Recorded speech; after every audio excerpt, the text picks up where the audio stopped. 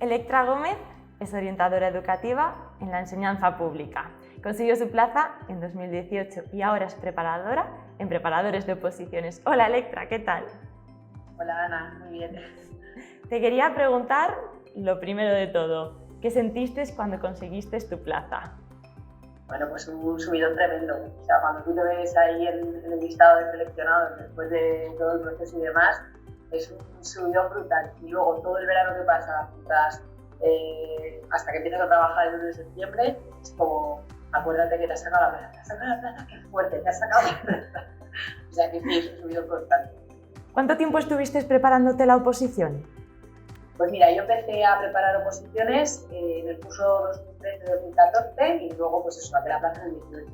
O sea que en total estuve pues 5 cursos y me presenté a oposiciones en 3 cursos seguidos. Es que en especialidad ha ido la cosa un poco extraña porque hubo años que me convocaron, entonces bueno, pues digamos que tuve 3 cursos que tuve oposiciones seguidas. Entonces tuve 3 cursos que preparé oposiciones enseguida, luego paré uno y luego ya saqué la plaza.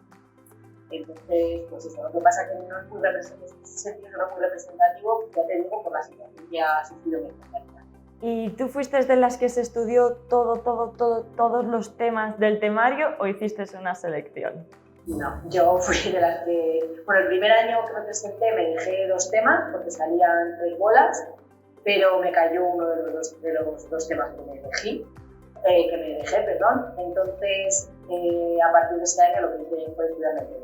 En realidad han sido 68 temas hasta la última convocatoria, estamos pendientes del cambio, pero bueno, creo que este año también sí, bueno, tenemos 68 temas y ya te digo, a partir de aquella iba a todo, porque decidí no dejar nada al azar. Claro. Así.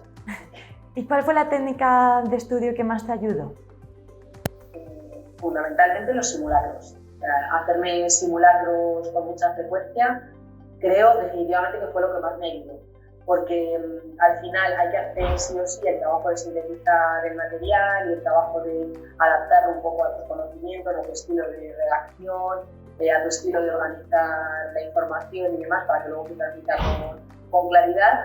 Pero todo eso, además de procesarlo, hay que recuperarlo de la memoria y hay que evocarlo para acostumbrarte a transmitirlo. Cuando tú aprendes algo y luego se lo explicas a otro, lo estás consolidando en el aprendizaje. Entonces, la herramienta que tenemos en el contexto de oposiciones es explicarlo o desarrollarlo a través del simulacro de examen con cronómetro, folio en blanco y escribir. Y en cuanto a la programación, esta parte que es muy laboriosa, ¿cómo fue ese proceso para ti, el crear tu propia programación?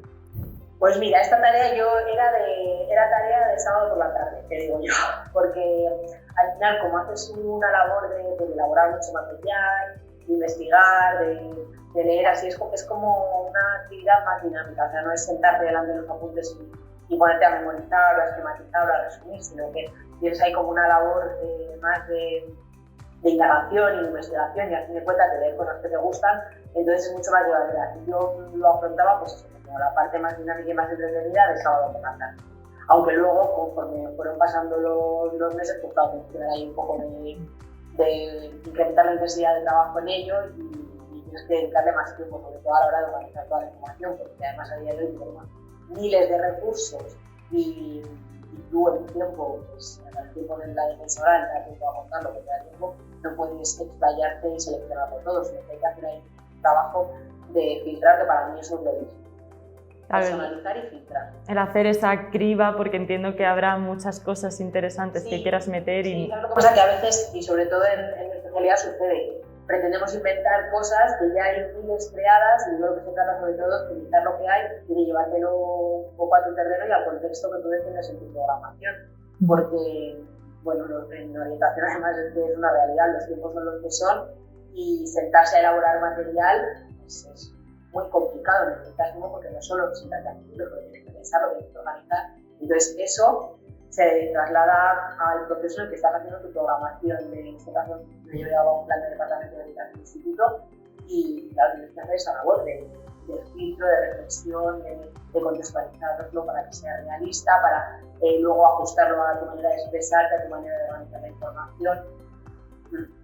Y en cuanto al práctico, ¿cuál crees que es la clave para hacer un práctico que digas, lo he clavado? Pues mira, yo en mi trayectoria más o menos siempre seguí la misma dinámica de la resolución de los prácticos, porque bueno, en la academia siempre, yo me preparé con vosotros, entonces en la academia siempre nos siempre había un esquema, aunque es verdad que luego de pronto, no me acuerdo que el primer año que me presenté yo con Aragón, de pronto íbamos con nuestro esquema y nos lanzaron a un práctico de 3 horas con preguntas. Que claro, todo el mundo alucinó porque la gente no iba preparada para eso, la gente iba preparada para desarrollar tu modelo de programa con tu esquema, respondiendo a todos los puntos en base a un enunciado que te daban. Y de pronto nos encontramos eso con un macro práctico larguísimo que tenía 5 prácticos en uno con preguntas. Entonces, cuando tú vas con un esquema demasiado rígido, demasiado cerrado y demasiado memorizado, llegas a la situación de examen en la que tienes X tiempo para escribir y te bloqueas. Por lo tanto, a mí me parece que a la hora de enfrentar el examen nosotros tenemos que tener en mente que tiene que haber una justificación teórica y legal siempre, o sea, porque nuestras funciones no salen de la nada, pero vamos, en la orientación de ninguna especialidad, hay una ley educativa, hay una serie de decretos, una serie de órdenes de evaluación, entonces ahí hay un fundamento, siempre va a haber un fundamento teórico también, y luego es que hay que dar una visión de realidad práctica, es decir, hay que aterrizar la teoría y lo legal en acciones prácticas del día a día. O sea, si uno que te evalúa tiene que ver que aterrizas todo el macro de fundamentos en acciones. O sea, si te están preguntando por un programa, yo qué sé, para trabajar habilidades sociales en secundaria, pues lo aterrizas en un ejemplo de cómo harías esas sesiones, etcétera. Entonces, para mí la clave está en combinar eso, lo teórico, lo legal y lo práctico. Y en lo práctico, a su vez, englobo que es muy necesario hablar de competencias y que es, porque los tiempos que corren, imprescindible hablar del uso de las TIC en la educación, no espera otra. Claro, es la actualidad, vaya. Sí. Es el día a día. Y de nuevo, entrenarlo. Porque si tienes presente que al final nuestra labor se fundamenta en esos 3 pilares de teoría, disposiciones legales y práctica, a lo que el aterrizarlo en acciones, puedes contestar a casi cualquier cosa. Claro. Y Electra, ¿por qué decidiste presentarte a la especialidad de orientación educativa? Pues mira, fue a raíz de las prácticas yo hice pedagogía en su momento y las prácticas de pedagogía las hice en la parte laboral. Entonces me horrorizaron, comprobé que yo no pintaba nada allí, entonces empecé a informarme de la rama de orientación educativa, en la educación formal, y decidí hacer el máster de profesorado en el Autónoma de ese momento. Entonces, cuando hice las prácticas del máster, que las hice además en un instituto de Nuares, una orientadora maravillosa, dije, vale, pues entonces ya, pues una vez que entras en el máster y ya haces las prácticas en un centro público, pues es que ya va todo seguido, ya te informas de cómo van las oposiciones, en el momento en el que entras en el gremio, ya va todo seguido. Fíjate, creo que habría sido muy distinto si yo hubiera hecho las prácticas en un colegio concertado, porque a lo mejor no me habría lanzado o sea, al final, porque al final cuando entras en la concertada, si te metes en el trabajo, pues ya estás en el trabajo, coges estabilidad y que estás a gusto, pues te acomodas, ¿no? Yo creo que también es natural. Entonces, es verdad que yo siempre tuve soy bastante pro modelo público, no sé, había llegado a entrar en la concertada, pero bueno, nunca se me por las necesidades de la vida, ya sabes. Pero sí que es verdad que en mis circunstancias, pues hice las prácticas en un instituto público y de pronto me vi, o sea, dije, sí, esto es lo que ya hago, bueno, todo el proceso. Y ahora que has sacado tu oposición, trabajas de ello y eres preparadora aquí con nosotros, en Preparadores de Oposiciones, ¿cómo afrontas ese paso de ahora soy yo la que os va a preparar y la que os va a ayudar a conseguir vuestra plaza? Pues mira, con 2 sensaciones que son complementarias, creo. Con mucho respeto, porque es una responsabilidad enorme preparar a gente que se va a dedicar a la función pública docente, y por otro lado con ilusión, porque bueno, yo soy una entusiasta de la orientación, me gusta muchísimo mi trabajo, creo que es infinito, ¿no? Y digamos que es una profesión a nivel cognitivo y a nivel profesional muy potente y muy enriquecedora. Entonces, bueno, pues si consigo trasladar esa ilusión, esa motivación por la profesión, una profesión compleja, que no nos vamos a engañar, tiene muchos palos, entonces es una profesión compleja y es una profesión que tiene sus dificultades, pero sí, o sea, con ilusión y respeto, las dos cosas a la vez. Y por último, Electra, ¿qué consejo le darías a esos opositores que están comenzando ahora su camino hacia la oposición? Pues déjame que lo piense unos segundos. Diría que no desistan en el intento, que tengan mucha paciencia y que en el proceso de oposiciones aprovechen, aparte de para preparar la oposición como tal, es decir, para aprobar el examen y lograr la plaza, para aprender la profesión. Porque cuando tú empiezas a preparar una oposición de cero sin haber trabajado antes, pues al final no tienes contacto con la práctica.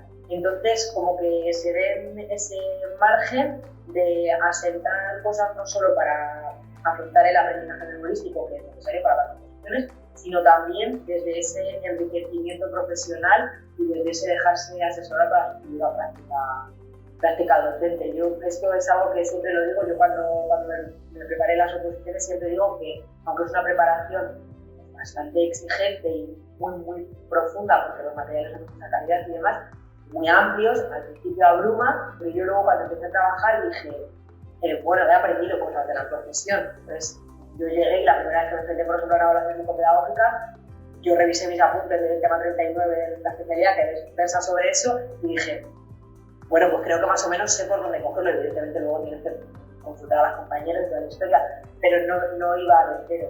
Entonces, a mí por eso me parece muy importante pasar por un curso de preparación de oposiciones, independientemente de que luego la calificación que saque sea más satisfactoria a mí. Y creo que por eso me gustaba también el modelo de preparadores, que es un poco el enfoque de cuando salgas ahí fuera, pues sepas mínimamente qué debes hacer. Claro, que no salgas un poco perdido de, ay, ¿ahora por dónde tiro? Sí, o sea, que sale, inevitablemente eso también te pasa, claro que sí, pero no es lo mismo llegar a un puesto de trabajo que te han dado como interina habiendo estudiado la oposición que sin haber estudiado. Eso, vamos, yo lo tengo clarísimo y por los años que van pasando en interina, o sea, de interina, los que llevo en funcionaria de carrera, lo veo clarísimo. Pues, Electra, muchísimas gracias por compartir tu experiencia con nosotros y aquí te esperamos dando clase a los futuros funcionarios de carrera. A ver qué tal, sí. Pondremos ahí todo el empeño en ayudarles a que les vaya bien. Nos vemos pronto. Gracias, Ana.